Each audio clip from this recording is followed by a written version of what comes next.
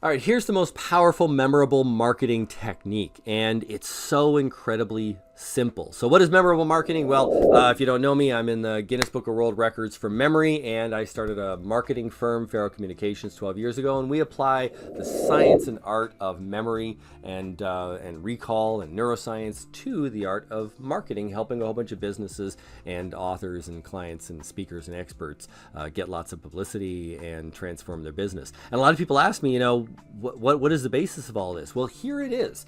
One of the first memory techniques that I teach is the linking method. This is a simple technique that allows you to link words together. So we take the first word and the second word and we come up with some silly image that connects them together, and then we take that and do that with the second word and the third word and the third word and the fourth word, and essentially it's like links in a chain. One silly picture will remind you of the next, that'll remind you of the next, and remind you of the next. And I've gotten people as young as 7 years old to remember 40, 50 items in a row, tripling their memory according to memory tests. And that's exciting, and I love it. I really get juiced for that.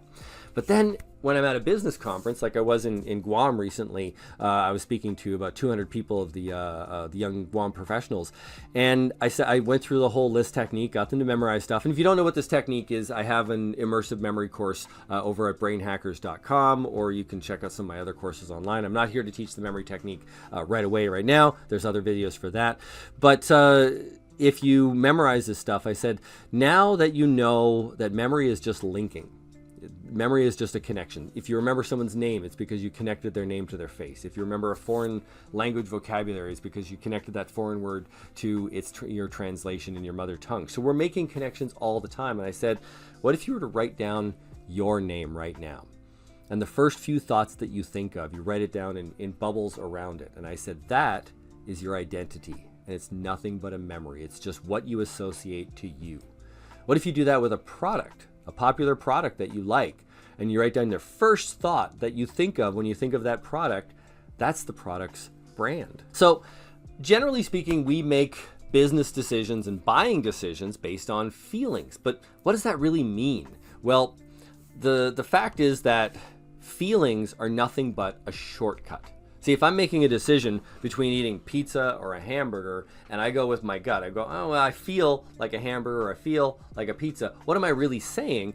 It's when I think of pizza, all these other associations pop into mind. Yeah, the flavoring and the texture and all that other stuff, but maybe also feelings like I had when I used to eat pizza back in college or something like that. When I think of a hamburger, I think of maybe that date that I had with somebody, So you don't think of any of these things consciously, but all of your memories associated to hamburger or pizza are actually they're kind of amalgamated into one association to these products that's just called feeling, right?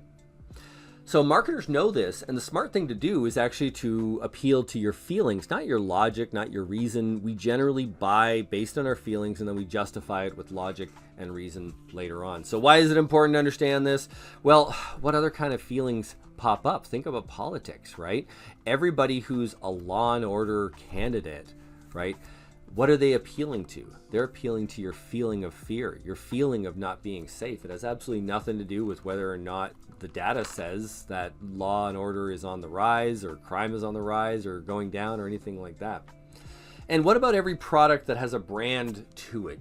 Something like a Louis Vuitton, or I don't know, some of these other big brands. What are they trying to make you feel then? They're trying to make you feel like you're some famous athlete or some famous singer or star. These attempts are trying to tie feelings to the product because they know that it's the feelings that drive us. So be aware of that. Be aware that people are trying to take advantage of your shortcuts. And these shortcuts are often not based on logic. It's not like you sat down and decided to feel a certain way about pizza. It just happened, people.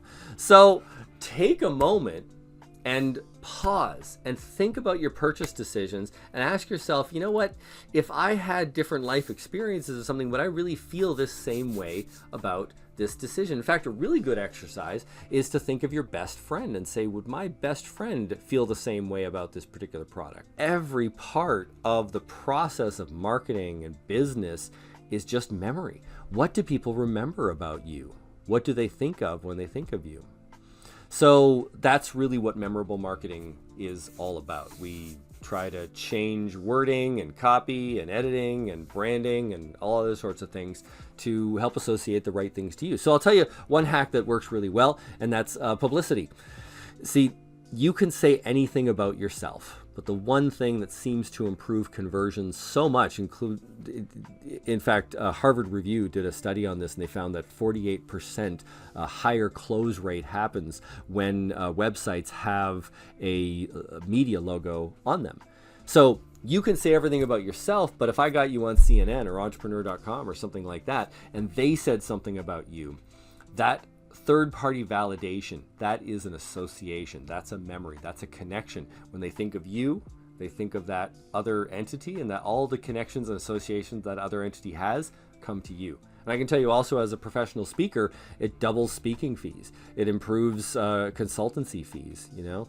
So that's really one of the most powerful things. One of the reasons why we focus on PR here is because it sticks in the brain, sticks in the memory. So think about if you run a business, or if you're a speaker, an author, expert, anything like that, think about what your brand is and what you're tied to. If you like this message, or you want to find out more about how marketers are trying to trick you, or if you want to be a marketer and you want to find out how to trick other people, I don't mean trick, you want you to ethically market and be very, very prosperous. I want you to check out my book, Brain Hack. It shows all the memorable marketing techniques, or you can check us out at farrowcommunications.com, where you can book a discovery session with me or some of my staff, or you can go to brainhackers.com and see some of the other brain hacks that people have come up with. And, you know, till next time, just think about why you're feeling some things. There are all these subconscious associations that we've made that we're not in charge of, and just ask yourself whether or not these feelings are actually serving you anymore. I hope this sparked a discussion. Leave a comment if you can. I'll answer any comments. And if you like this, like and subscribe for more brain hacks about marketing.